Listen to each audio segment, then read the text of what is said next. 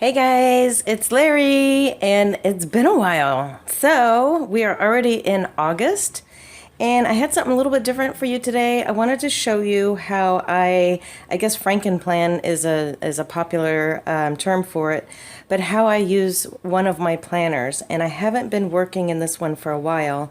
So, I decided I missed it and I need it back, and I pulled out July and I'm making these beautiful calendars for myself because I love them. So here's one of my Augusts, and I have 3 versions, and it's super adorable girl on the beach and a seashell. So what I'm going to show you is how, I won't show you necessarily how I make these, but I mean you can make these yourself, of course, if you wanted to. And I made the layout to match a happy planner, kind of, you know, the column on the left, the Sunday through Saturday layout. And this is, of course, a monthly view. And this is what I really like to use for my social media planner, and that's what this is here. And I did put some post-it notes to cover up some of the client names. I put my customers in here. I have a tab for every customer, and I just do a monthly calendar, and then I can do a layout of, you know, when we're posting blogs, when we're doing newsletters and such. So this is the layout I like to use, and I don't put in weekly pages because it's not necessary for the style, the way I plan out their work. I do all of that in a spreadsheet, but this is a really pretty visual view for me, and it keeps me organized. And like I said, I'm kind of moving back into it. I've gotten out of it for 4 or 5 months, and I feel like I really need it back. It does give me a nice visual, hands-on structure versus just using the spreadsheets. So I'm going to show you how I cut these down and add them into my planner. And if you're interested, I am going to put these up on my website. They are specifically designed for the classic happy planner size, and you can download them and use them if you'd like. All right, guys, so let's get started.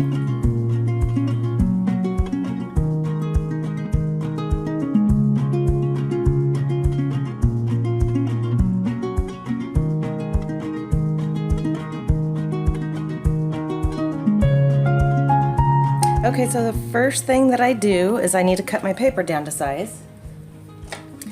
And I just use my Stampin' Up! Paper trimmer here. And let's do this beautiful flower first. Let's do this one. How pretty is that? I just think it's gorgeous. So again, this is designed by myself. I have designed it to fit into the classic happy planner perfectly. And you'll see that there is a line around here.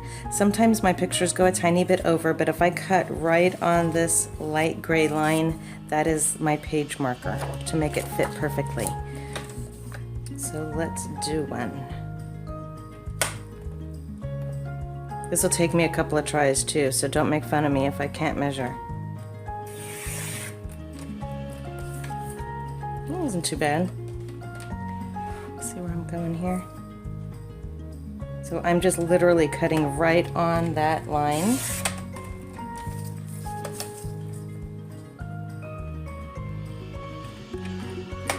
Oops. And the final size for classic happy planners is, what is it? 7 1/4 by 9 1/2? Let me see.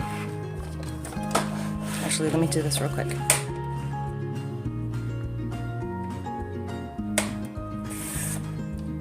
Okay, there's one page. So this is, 7 inches wide by 9 1/4 long. Yep, 7 inches across, 9 1/4 top to bottom. That's the perfect size for a classic happy planner.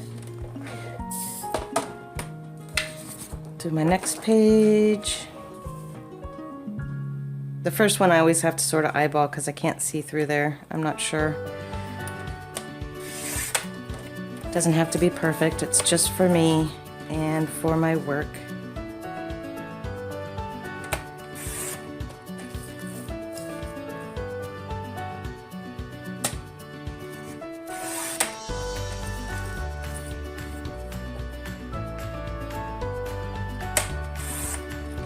Okay, so once I cut them all out, obviously I'll do the next ones, but let me show you the next step.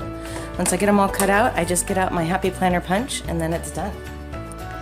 So here is the Create 365 Happy Planner paper punch in the classic Happy Planner size. And I want to make sure I do this right. So August is going to go this way.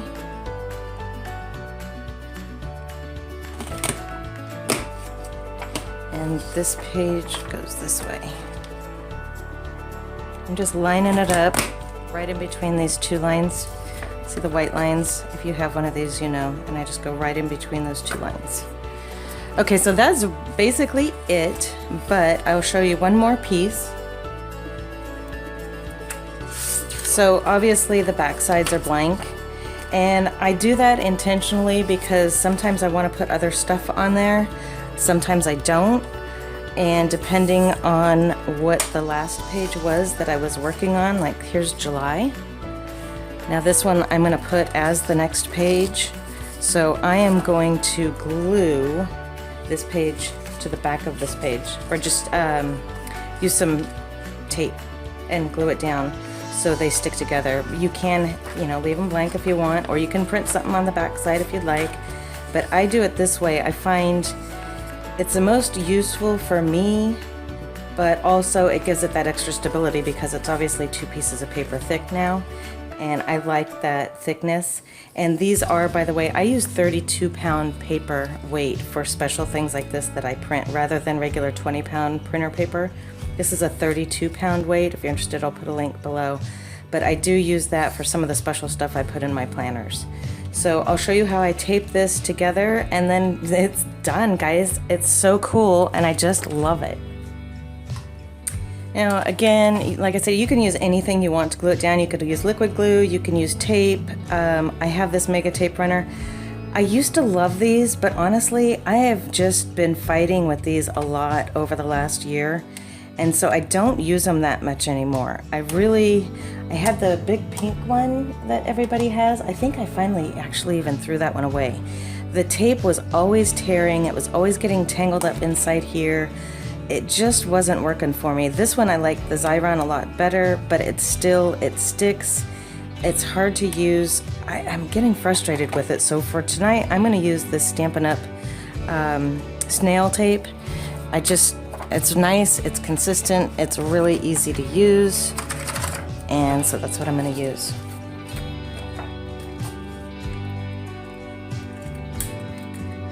It's called Snail Adhesive, and it's just a tape runner. I should put something down so I don't get tape all over my table here. And I do go right on the side of these holes, just so there's a little something to keep that from getting tangled up in the binder rings.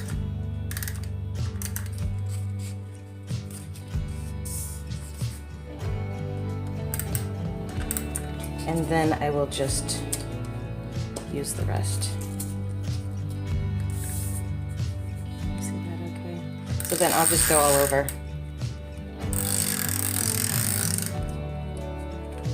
And again, try not to hit my table.